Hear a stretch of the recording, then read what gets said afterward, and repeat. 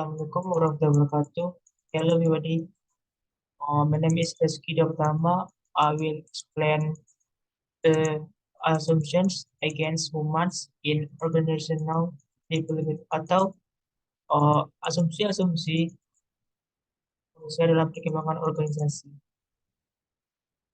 Uh, topik number one yaitu mengenai definisi atau definition. The assumptions terhadap main dalam pengembangan organisasi adalah sebuah anggapan tentang sifat dan karakteristik manusia dalam organisasi sebagai individual, sebagai grup, dan sebagai anggota family besar, big family dari suatu organisasi. Betapapun bentuknya sebuah organisasi dan betapapun modernnya kata yang digunakan, manusia dalam organisasi tetap menduduki peran yang menentukan, sehingga pertimbangan yang matang terhadap manusia sangat diperlukan. Asumsi terhadap manusia sebagai individu dalam pengembangan organisasi.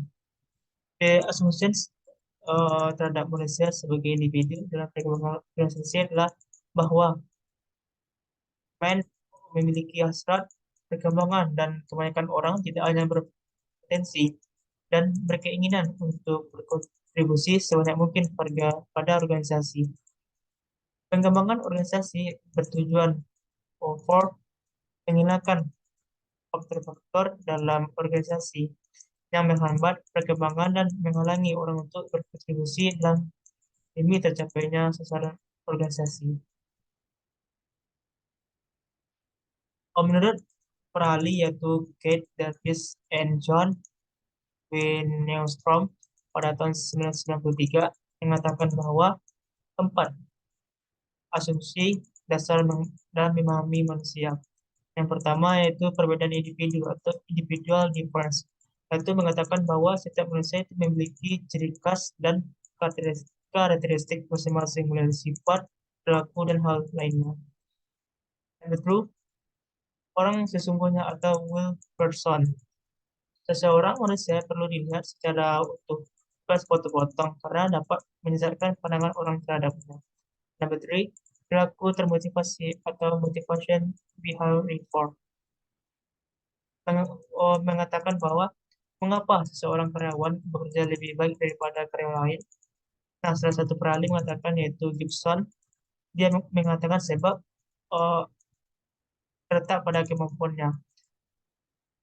Antara dua mereka itu memiliki kemampuan yang berbeda, naluri, imbalan, intrinsik, dan ekstrinsik, tingkat aspirasi, dan latar belakang seseorang. Nah, sedangkan Campbell pada tahun 1970 mengatakan bahwa motivasi itu berkaitan dengan arah perilaku, kekuatan, respon setelah mengikuti tindakan tertentu, kekuatan perilaku, dan berapa lama terus-menerus perilaku tertentu tersebut. Number 4, martabat atau nilai manusia, unsur manusia perlu dibedakan dari unsur lain atau human dignity or follow the human elements needs to be differentiated from other elements. Asumsi terhadap manusia sebagai kelompok dalam perkembangan organisasi. The assumptions in this section are assumptions related to the flow of the client or member organization. Asumsi yang hampir sebagian besar digunakan oleh para praktisi pengembangan organisasi dengan kliennya bahwa seseorang klien itu merupakan anggota dari satu sistem yang menempatkan usaha nilai, terflow, kolaboratif, dan keberhasilan mencapai tujuan dari satu sistem. Beberapa asumsi yang berkaitan dengan kelompok dan kepemimpinan antara lain. Number one, salah satu hal yang sangat berhubungan jika kita mengasumsikan suatu kelompok referensi lain ialah kelompok kerja. Ini termasuk di dalamnya atasan dan teman sejawat. Number two, semua orang berkeinginan diterima dan berinteraksi secara kooperatif dengan paling sedikit satu kelompok referensi kecil, kemudian misalnya diperluas dengan lebih satu grup. Number three, suatu grup agar mampu meningkatkan efektivitasnya, pemimpin formal hendaklah memberikan kesempatan kepada semua anggota grup saling memberikan bantuannya. Asumsi terhadap manusia sebagai suatu organisasi dalam pengembangan organisasi. Nah, number one, asumsi tentang orang-orang dalam sistem organisasi tampaknya lebih rumit dan kompleks. Organisasi disifati saling tindih antara kelompok-kelompok kerja, antara menjadi pemimpin dan menjadi bawahan di tempat lain. Dan number two, asumsi kedua, strategi menang kalah dalam mengatasi konflik di dalam organisasi tidak selamanya efektif untuk mengatasi persoalan-persoalan yang timbul dalam organisasi.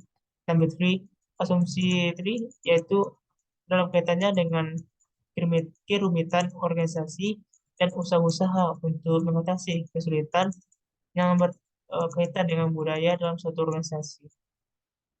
Oke, baik. Mungkin itu saja yang dapat saya jelaskan.